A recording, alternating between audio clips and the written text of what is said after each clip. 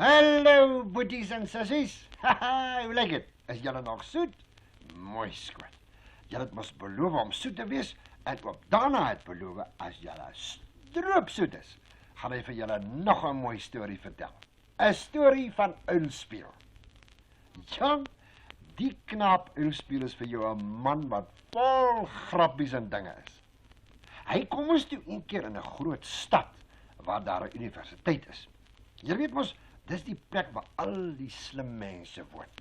Die oomies wat daar skool hou, noem 'n mens mos professore.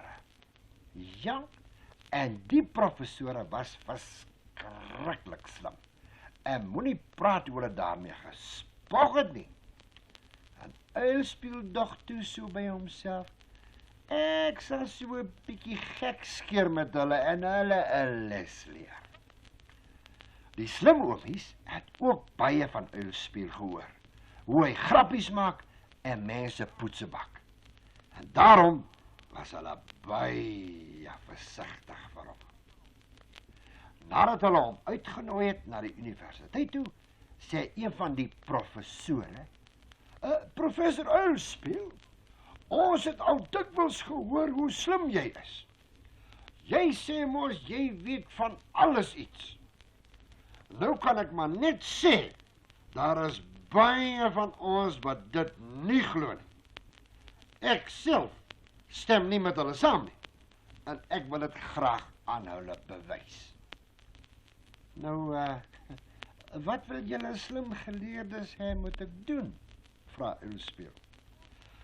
Kyk, ons het hier 'n donkie. Ons wil hê, jy moet hom leer lees.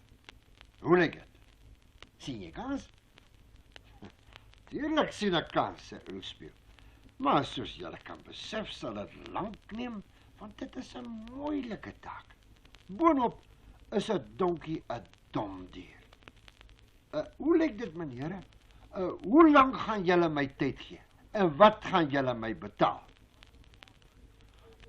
Ons sal jou 5 jaar tyd gee en jou R2000 per jaar betaal. Ons sal jou aan die begin van elke jaar betaal, sê die professor. Top, sê Uilspieël. En met die geld in sy sak, lê hy ou Langoor, dis nou die donkie, weg huis toe. Ja, en weet julle wat doen hy toe?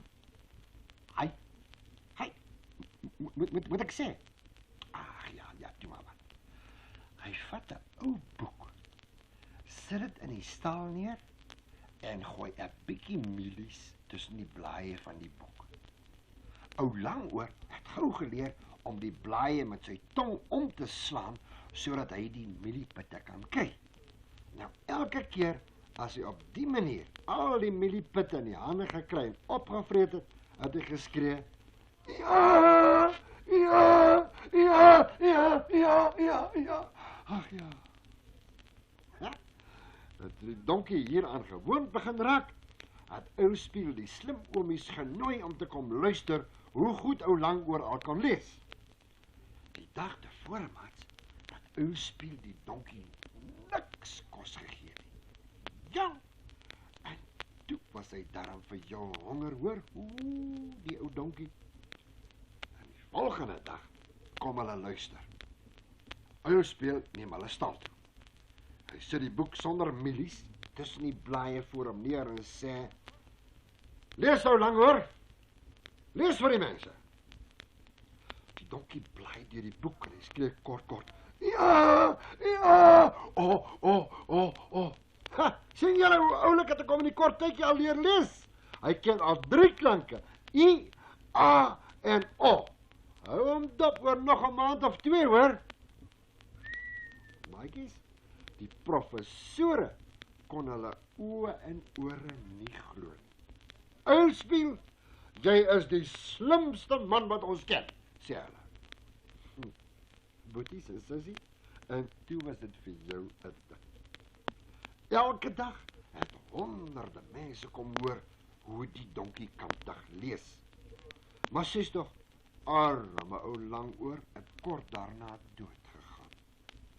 Uilspieël wou toe ook nie langer in die stad bly nie, want hy was bang dat die ander mense ook hulle donkies na hom toe sou bring om geleer te word. En waar het jy dan nou al gehoor? 'n donkie kan lees, hè? Ja.